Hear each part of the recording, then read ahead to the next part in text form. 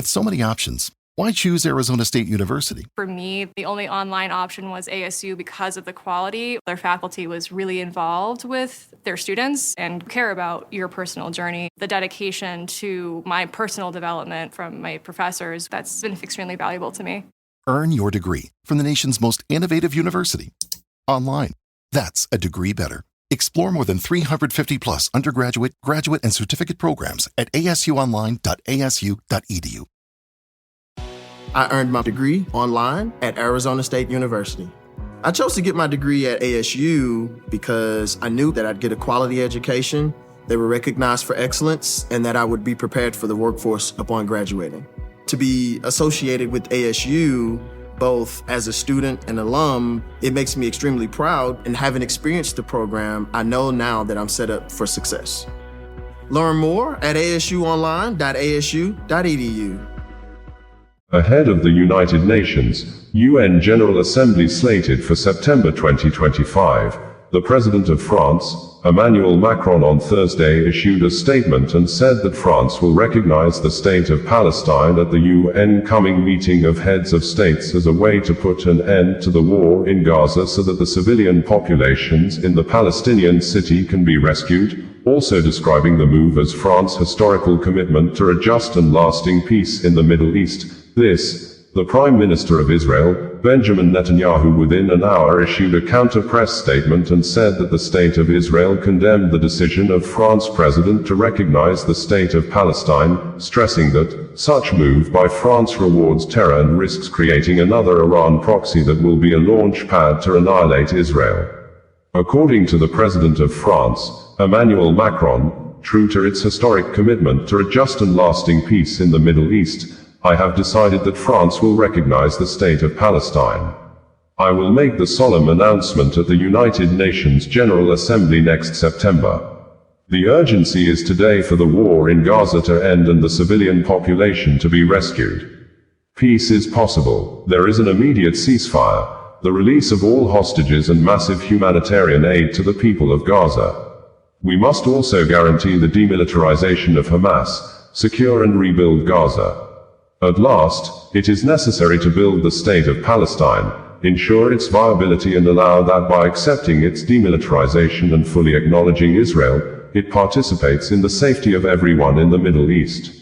There is no alternative. The French want peace in the Middle East. It is up to us, the French, together with Israelis, the Palestinians, our European and international partners, to demonstrate that it is possible. In light of the commitments that the President of the Palestinian Authority made to me, I wrote to him my determination to move forward. Trust, clarity and commitment. We will win peace, the French President stated. In a swift reaction, Prime Minister Benjamin Netanyahu reacted and said, "We strongly condemn President Macron's decision to recognize a Palestinian state next to Tel Aviv in the wake of the October 7th massacre. Such a move rewards terror and risks creating another Iranian proxy, just as Gaza became. A Palestinian state in these conditions would be a launch pad to annihilate Israel, not to live in peace beside it.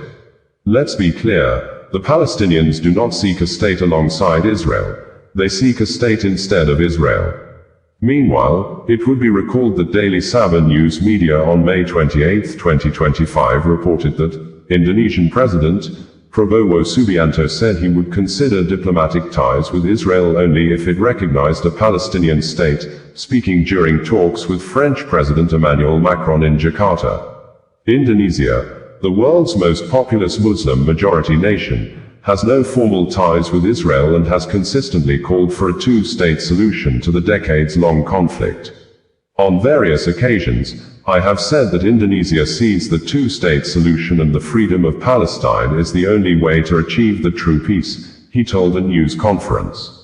I also emphasized that we must acknowledge and Clearwater Police Department in Florida, United States has confirmed that World Wrestling Champion Terry Bolley aka Hulk Hogan died on Thursday morning around 11:17 a.m. after the personnel of the Clearwater City Fire and Police Departments responded to an emergency medical report at about 9:51 a.m. and administered first aid treatment of cardiac arrest to Hulk Hogan before he was rushed to Morton Plant Hospital where he was pronounced dead. According to the Clearwater Police Department in a video press briefing held a few hours ago, the Clearwater Fire Department and Clearwater Police Department personnel responded to a medical call at 9:51 a.m. today in the 1000 block of El Dorado Avenue on Clearwater Beach. The nature of the call was for a cardiac arrest. A 71-year-old resident, Terry Bolly, also known as Hulk Hogan, was treated by Clearwater Fire and Rescue crews before being taken by Sunstar to Morton Plant Hospital, where he was pronounced deceased.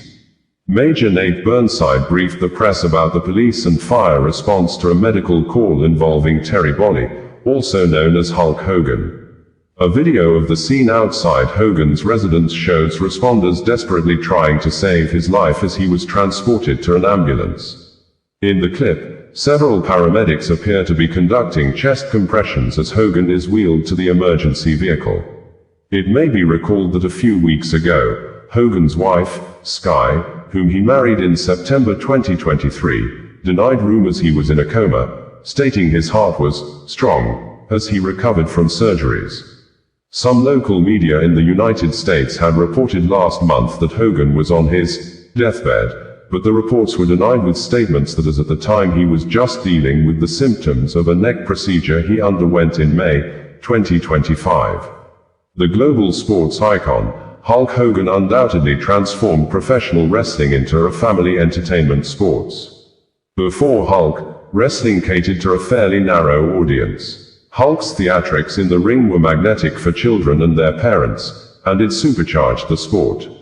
Hogan kickstarted a pop culture phenomenon with Hulkamania, after defeating the Iron Sheik for the World Heavyweight Championship in 1984, a craze that never went away, and his signature bandana and handlebar mustache were often copied by fans in crowds for decades.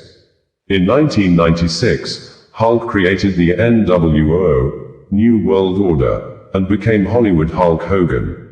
It propelled him and professional wrestling to even more fame. Hogan had countless iconic performances, which included a matchup against Dwayne "The Rock" Johnson at WrestleMania X8 in 2002 and a face-off with Andre the Giant at WM3, and had memorable feuds with Ultimate Warrior and Randy Savage. Hulk was inducted into the WWE Hall of Fame in 2005. He was removed in 2015 after a scandal erupted over racist comments while he was being secretly recorded during a sexual encounter. Gawker posted the clip and Hulk subsequently sued, winning the lawsuit. Hulk was inducted a second time in the WWE Hall of Fame in 2020. This family of the late Nigeria former president, Muhammadu Buhari, on Sunday issued and released a letter of appreciation to people who sent in condolence messages after the former Nigeria president died on Sunday, July 13, 2025 at a London hospital. Finding great candidates to hire can be like, well, trying to find a needle in a haystack. Sure, you can post your job to some job board, but then all you can do is hope the right person comes along. Which is why you should try ZipRecruiter for free at ZipRecruiter.com/zip. ZipRecruiter doesn't depend on candidates finding you. It finds them for you. Its powerful technology identifies people with the right experience and actively invites them to apply to your job. You get qualified candidates fast. So while other companies might deliver a lot of hay, ZipRecruiter finds you what you're looking for. The needle in the haystack. See why 4 out of 5 employers who post a job on ZipRecruiter get a quality candidate within the first day. ZipRecruiter, the smartest way to hire. And right now, you can try ZipRecruiter for free. That's right, free at ZipRecruiter.com/zip. That's ZipRecruiter.com/zip. ZipRecruiter.com/zip. But the Buhari family mentioned several names they considered as notable people among those who sent in condolences, which some of them did not attend the burial ceremony and apparently ignored 3 former presidents of Nigeria that were major rivals to the late Muhammadu Buhari's presidency, despite the fact that former presidents Goodluck Ebele Jonathan, GEJ, Ibrahim Badamasi Babangida, IBB, and Olusegun Obasanjo, OBJ, were among the notable personalities in the society to send condolences early enough to the family and the nation at large exactly same day Buhari died, while OBJ personally issued video press release to mourn the death of Muhammadu Buhari. GEJ, after issuing condolence message, visited the family of late Buhari in London the next day to console with the bereaved family, and also, IBB, after mourning the demise of late President Muhammadu Buhari, sent his children led by Mohamed Babangida to Katsina State to pay the family and the people condolence visit over the death of the late former head of state, Muhammadu Buhari, that was ousted out of power as then Nigeria military head of state on August 27, 1985 by IBB in a bloodless coup that led to the arrest and detention of Buhari at a prison facility in Benin City for almost 3 years.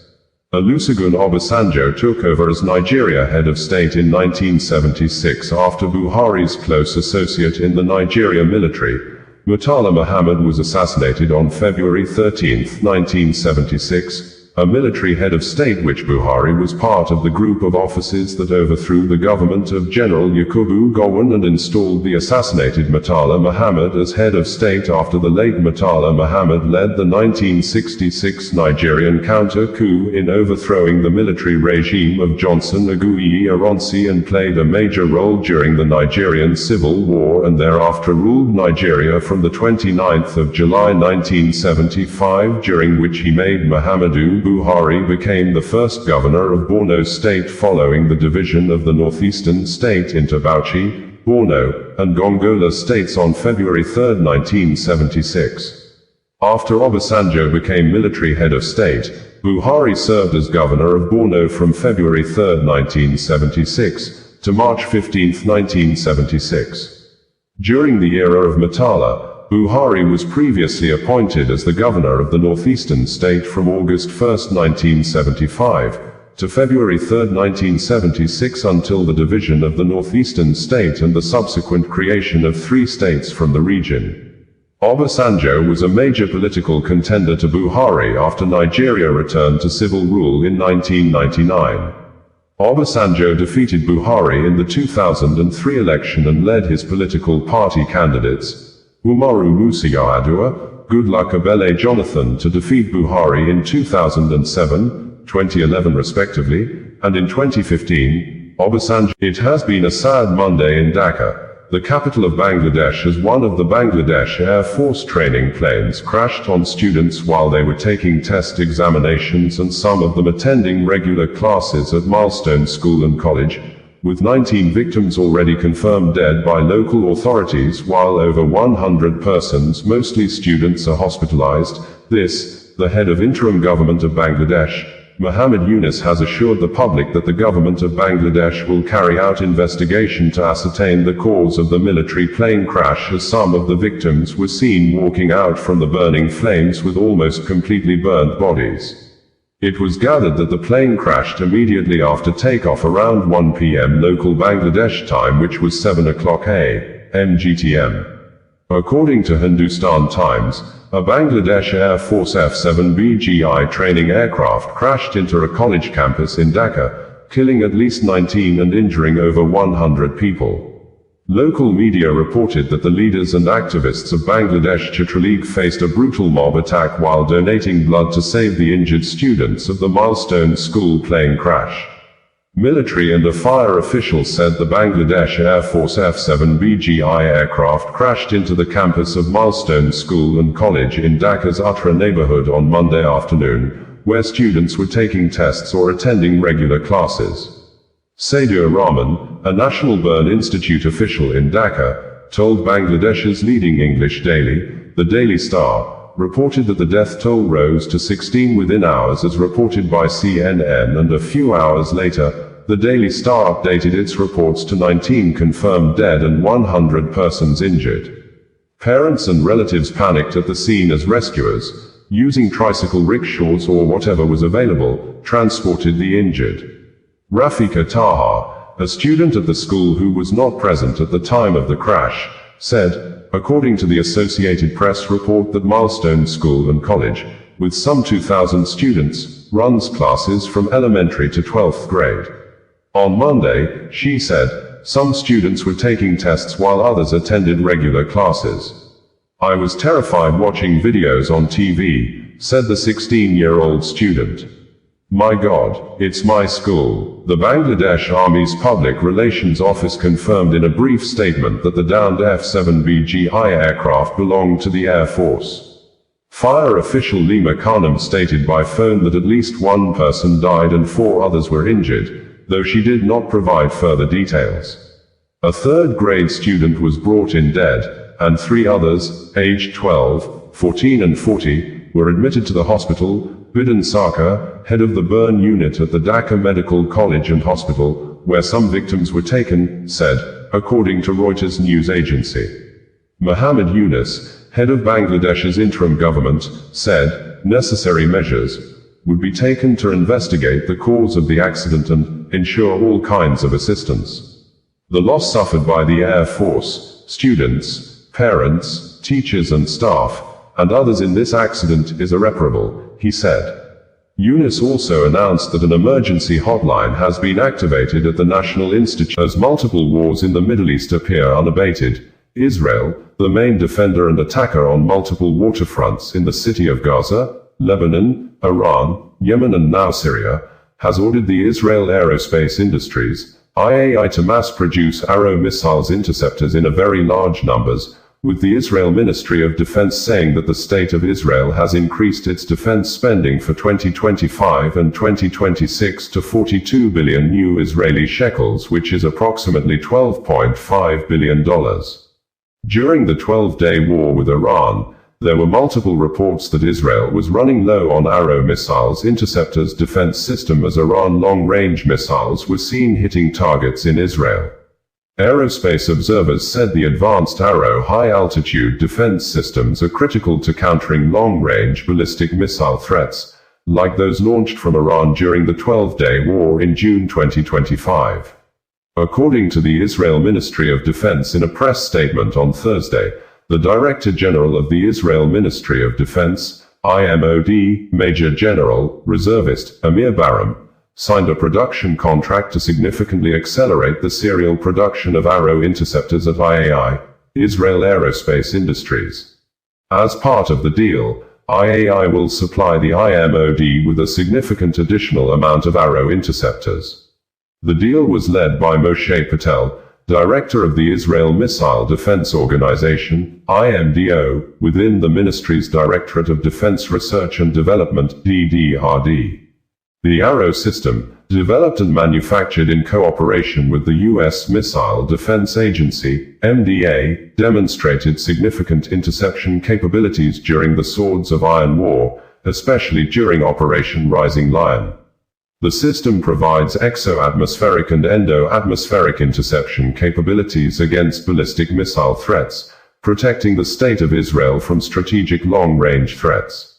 The Arrow system integrates cutting-edge technologies and is considered one of the world's most advanced air and missile defense systems.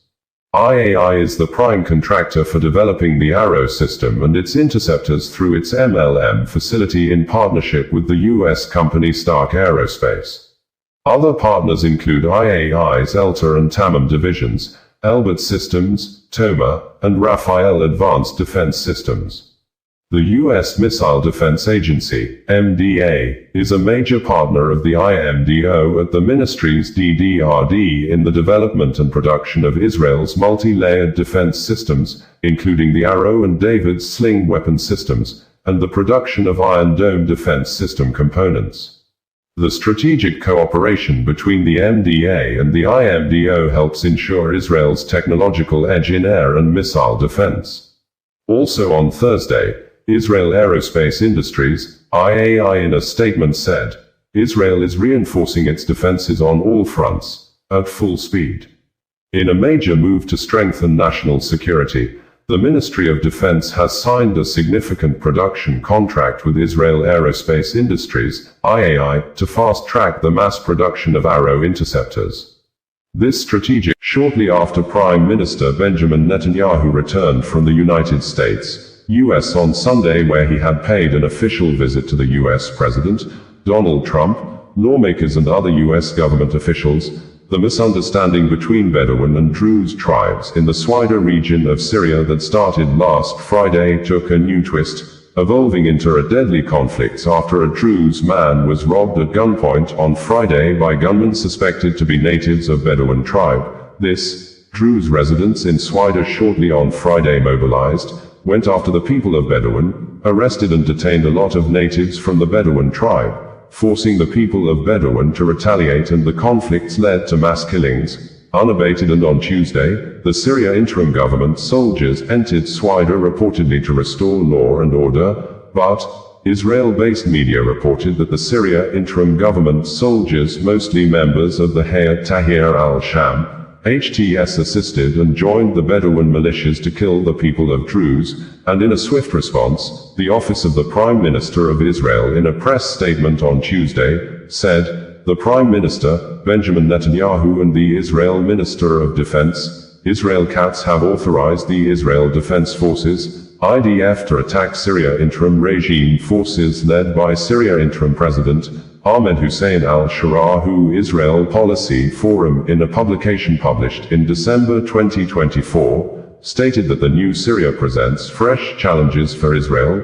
stating that the Turkey-backed Sunni jihadist group, Hayat Tahrir al-Sham, HTS, was an al-Qaeda's former Syrian branch, and its leader, Abu Muhammad al-Golani, also known as Ahmed Hussein al-Shara, who is the current interim president of Syria, was a member of an early version of the Islamic State, saying, Golani's chosen last name also foreshadows conflict over territory, that his family hails from the Golan Heights, which Israel partly occupied after the 1973 war and annexed in 1981, although President al-Shara, in nationwide broadcast on Thursday after ceasefire began around 9 p.m. on Wednesday night, said that the protection of Druze people is a top priority in his interim government, but he's not afraid of Israel that bombed the Syria military headquarters and the military base near Syria Presidential Palace in Damascus on Wednesday that led to the death of 5 persons in addition to more than 300 people killed. Less than a week the new conflict ensued.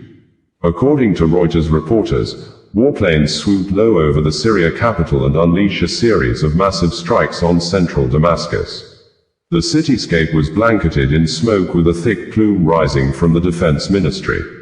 "We are acting decisively to prevent the entrenchment of hostile elements beyond the border, protect Israeli citizens, and prevent harm to Druze civilians," the Israel Chief of General Staff, Lieutenant General Eyal Zamir, stated during a situational assessment at the Syrian border after the IDF strikes on Wednesday.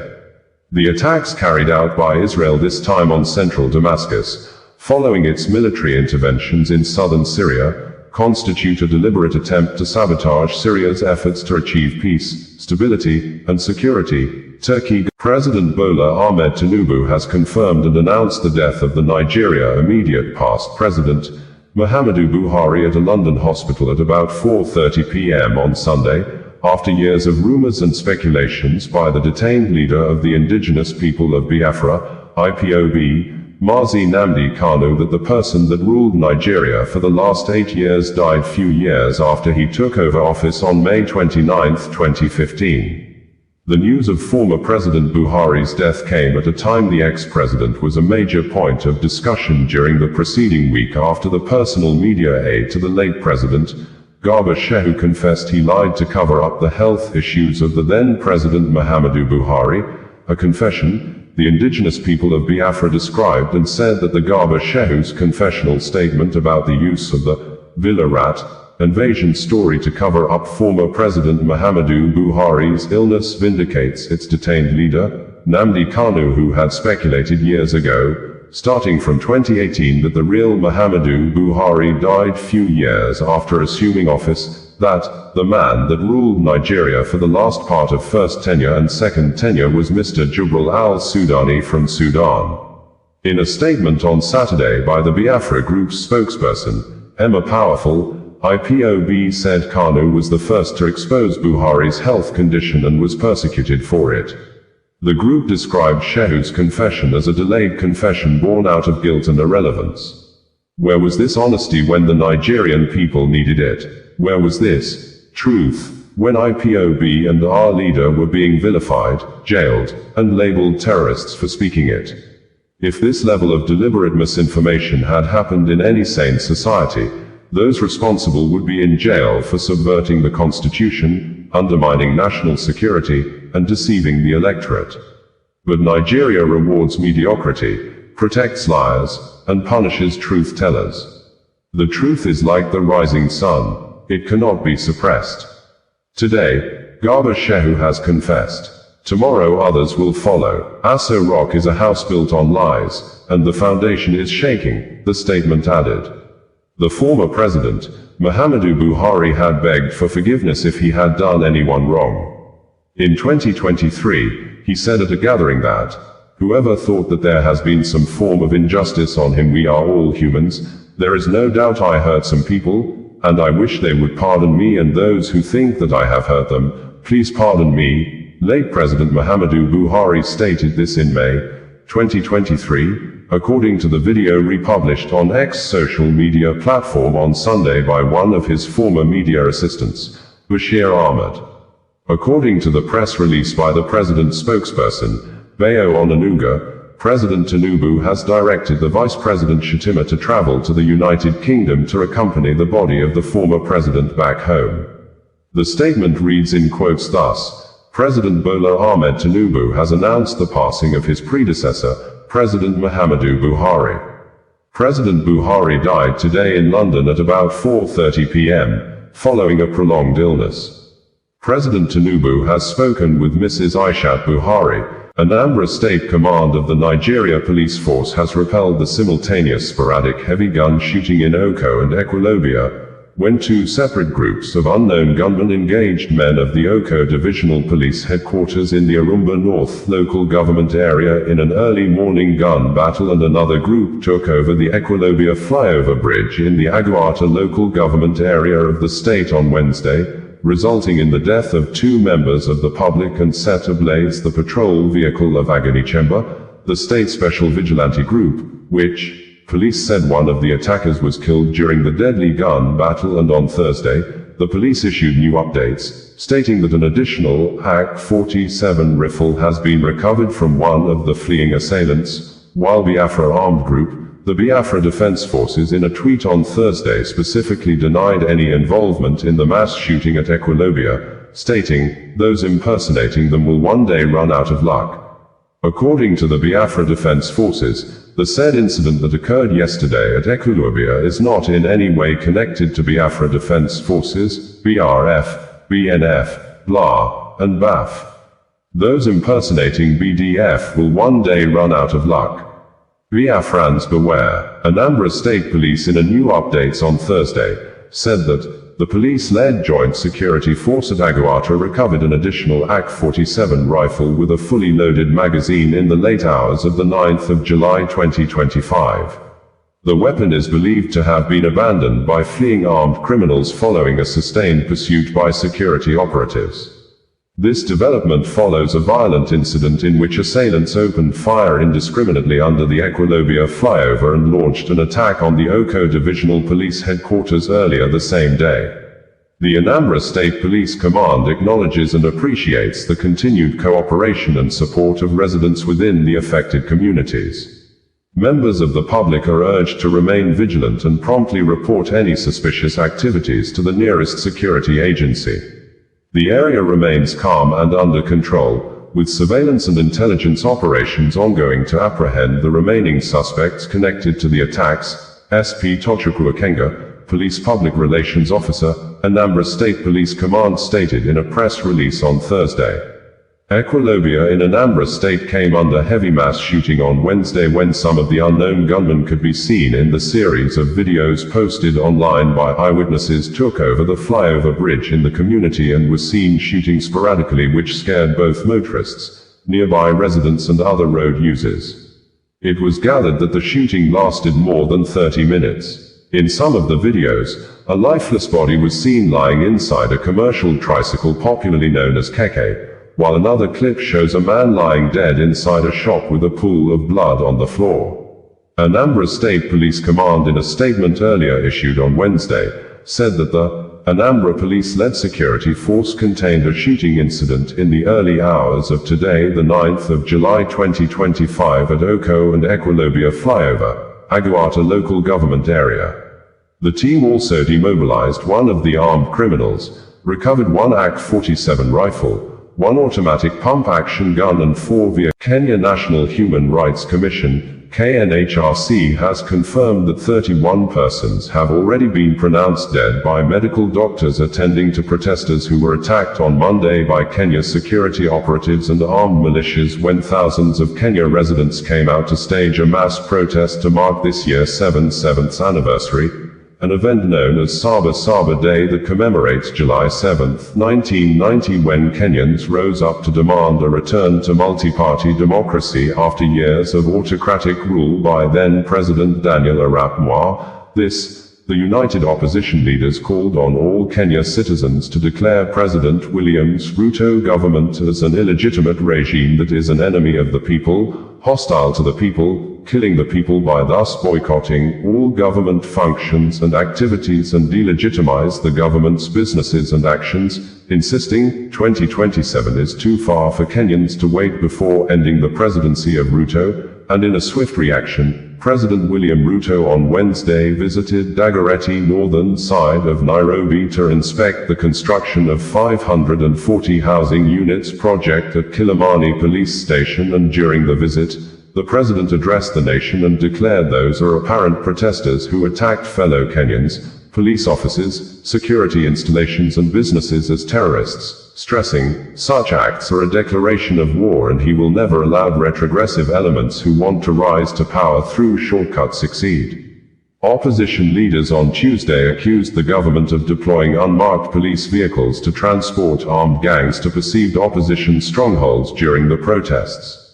They called for a national boycott of all businesses affiliated with President Ruto's administration, accusing his government of deploying state-sponsored violence and extrajudicial killings on Kenyans. This regime is hostile. It cannot be reasoned with. It must be resisted. We will not rest. We will not retreat. We will not surrender, the opposition said in a joint statement. Jeffrey Rigathi Gachagua, one of the opposition leaders and former deputy president of Kenya, said, on the 7th of July 2025, the 35th anniversary of Saba Saba, Kenyans took to the streets to protest. Unknown to the peaceful protesters, the tired regime of William Ruto had a well-organized, state-sponsored militia working in cohort with the police to maim, kill, destroy property, and blame it on the Kikuyu community. President Ruto's ICC cases are still ongoing and were paused after witnesses disappeared. It is clear that history is repeating itself. Ruto is hellbent on finishing his unfinished business with the Mount Kenya region. To President Ruto, I say this with a lot of humility. Please stop being angry. The people of Kenya are far more angry than you are. If you truly want this to end, then restore the dignity of the payslip. When the middle class can breathe, they will create jobs for our young people. Stop the abductions, stop the extrajudicial killings. And if you want this to end, disband the killer squad. According to the Kenya National Human Rights Commission, KNHC, the commission is still actively monitoring and following up on all reports and incidences related to the 3 Israeli citizens, Liran Yakovov, Natanel Aviv and Ozchai Raham, have been convicted for stealing properties belonging to victims of the October 7, 2023 massacre when groups of Hamas fighters invaded the Nova Music Festival near Kibbutz Be'eri, barely 5 kilometers away from Gaza, with over 4,400 fun seekers at the music party, and killed more than 360 persons at the music festival, which led to the state of Israel waging wars in Hamas-controlled Gaza, Hezbollah-controlled Lebanon, Iran under Ayatollah Khamenei's supreme leadership, and recently in Houthis-controlled Yemen. According to Israeli-based media, Unet News, nearly 2 years after the October 7 massacre, prosecutors asked the Beersheba Magistrates Court to impose prison sentences ranging from 3.5 to 5 years and order compensation for victims on 3 Israelis, Liran Yakovov, Natanel Aviv and Ozchai Raham, convicted of stealing property from the Nova Music Festival massacre site. The defendants roamed among bodies and burned cars, grabbing whatever they could, prosecutor Tehla Needham said during Monday's sentencing arguments. She noted that some stolen items belonged to innocent civilians who fled for their lives or were murdered during the attack, adding, they desecrated the dignity of the murdered, with bodies still lying in the area. Their actions violate the most basic societal norms. The prosecution also requested a fine of 80,000 shekels, $21,000, for the defendants. Anyone seeking to rob helpless citizens will not only lose out but pay double, Needham said. The defense disputed her claims, interrupting to argue that the accusation of looting near bodies wasn't in the indictment. Saying they were near bodies or burned corpses, when it's not in the charges, is an attempt to mislead the court, a defense attorney contended, adding that the proposed punishment was disproportionate. The act was disgraceful, but not severe enough to justify such a penalty, the defense said. Judge Shoshrid responded, it's well known there were bodies there, even on October 8th. Make your arguments in turn. She added that the trio's actions were planned, dismissing claims of them being foolish or childish. The verdict is expected by late September. It will be recalled that the Times of Israel reported on November 17, 2023 that police said that they had arrested 5 individuals suspected of stealing the sound equipment from a man murdered at the Supernova Music Festival in southern Israel, where over 260 were massacred by Hamas terrorists on October 7th. The equipment, worth some 2 million new Israeli shekels, NIS, $530,000, was found in the homes of the suspects and then returned to Matan Lior's father. The suspects, named as Ram Shaheen, Yasser Matni, Daniel Hassan, Adam Abu Rukn and Son Tevel, were arrested in Karlansor, Hasfiya and Daliat al-Carmel. They are believed to have arrived at the scene of the massacre near Kibbutz Re'im after the violence died down, taking advantage of the chaos to make away with the expensive equipment that Soundman Lior, 35, had brought to the party. Police said that an indictment would. Flights at McAllen International Airport on Monday early morning were delayed for several hours as 27-year-old gunman, Ryan Louis Mosqueda, ambushed and shot at the United States, U.S. Border Police Patrol agents in Texas, injuring 2 police officers and a Border Patrol employee, the suspect was later shot dead at the entrance of the U.S. Border Patrol Federal Building. This occurred less than 48 hours when, on Saturday, a North Texas police officer was ambushed at a DHS facility and shot in the neck by 8 men in body armor. These incidents happened amid nationwide rise in threats to immigration and custom enforcement, ICE personnel and Border Patrol agents over President Donald Trump immigrants' deportation policy.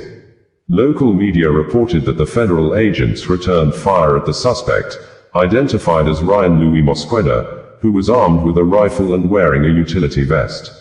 Mosqueda was killed at the scene, McAllen Police Chief Victor Rodriguez said. U.S. Department of Homeland Security, in a statement on its X social media handle, stated that, this morning an individual opened fire at the entrance of the United States Border Patrol Sector Annex in McAllen, Texas. Both Border Patrol agents and local police helped neutralize the shooter. 2 officers and a Border Patrol employee were injured, including 1 shot in the knee. All 3 have gone to the hospital. This is an ongoing investigation led by the FBI. While blaming politicians for the continuous attacks on security operatives, the U.S. Homeland Security Department said, this administration is not playing games with the lives and safety of our ICE officers. ICE law enforcement is facing a 700% increase in assaults against them due to rhetoric from politicians like Mayor Bass.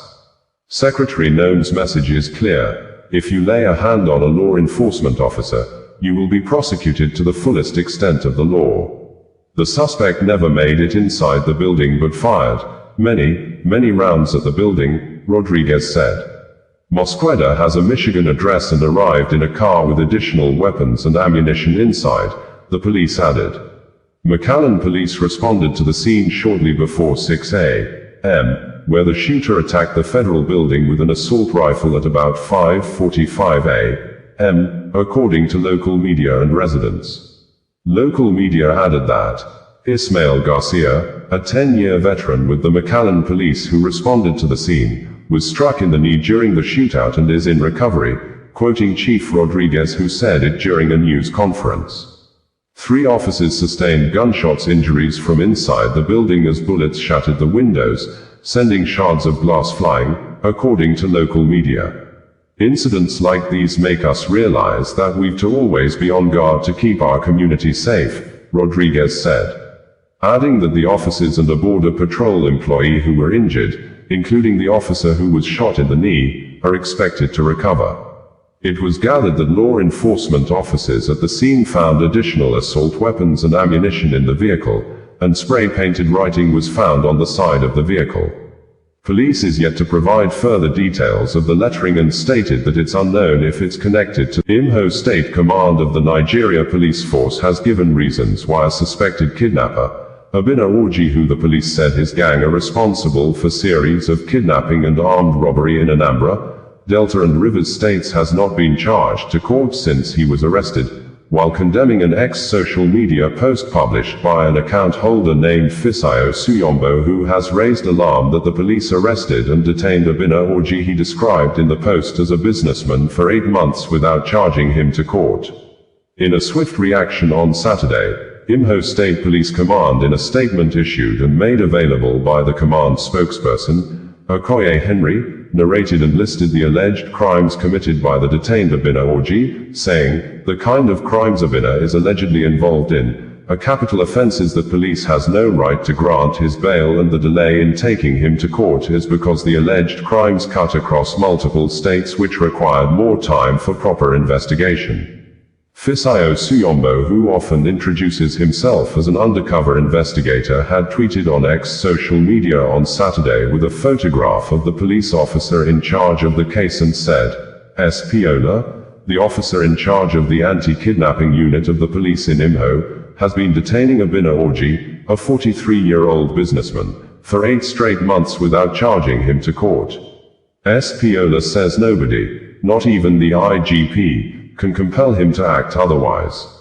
And the police replied and said, "The Imo State Police Command is aware of a recent misleading publication on the social media platform X, authored by Mr.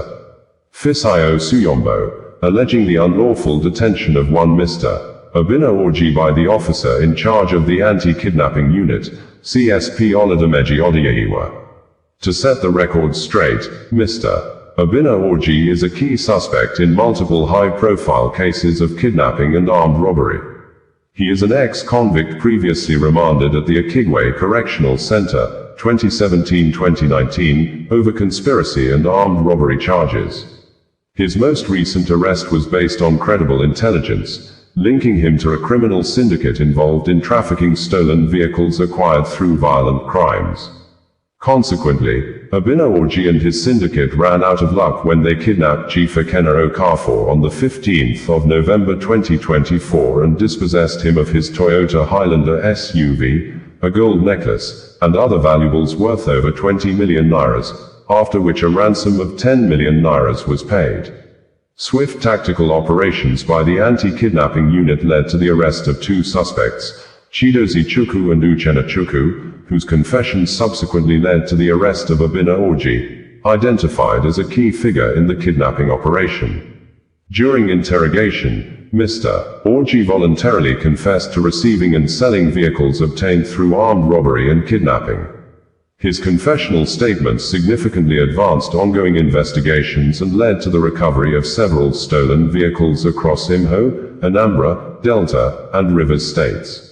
These include a black Toyota Highlander, another Toyota Highlander with a Bonyi registration, a black Range Rover Sport, 4 minibuses, and a Toyota Camry. Osazuwa Media, bringing you the news in a more digital way.